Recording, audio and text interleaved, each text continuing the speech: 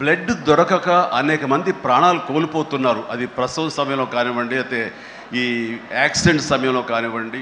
అలాగే తలసీమా వ్యాధిగ్రస్తులు కానివ్వండి, క్యాన్సర్ పేషెంట్స్ కానివ్వండి, ఇలాగ రకరకాల వ్యాధిగ్రస్తులు చనిపోతున్నారు అని తెలిసిన తర్వాత బ్లడ్ దొరకదా, బ్లడ్ ఇవ్వరా, ఇంతమంది ఉన్నారు ఎందుకు ఇవ్వలేరు అన్న థాటు నన్ను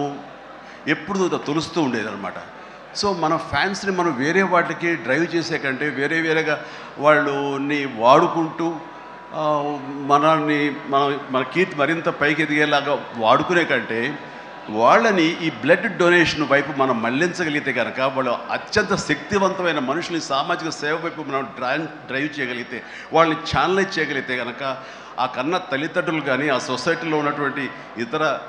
వ్యక్తులు కానీ, ఆ సమాజంలో వాళ్ళు కానీ వాళ్ళ పట్ల ఉన్న దురభిప్రాయాలని పోగొట్టుకుని మంచి అభిప్రాయం ఏర్పడుతుంది కదా, వాళ్ళకి అల్లని సంతృప్తి వస్తుంది కదా, తద్వారా నేను కూడా ఎంతో సంతృప్తి చెందిన వాడిని అవుతాను, ఒక మంచి పని చేసినటువంటి దానికి నాంది పలికిన వాడిని అవుతానంటూ ఆ రోజున ఇచ్చిన పిలుపు, నిరంతరంగా పెర్సిస్టెంట్గా ఇచ్చిన పిలుపుకి ఈ రోజున వేల మంది, లక్షల మంది ఈ రోజున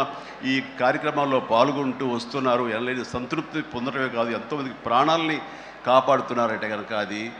నాకు చాలా గర్వకారణంగా ఉంది.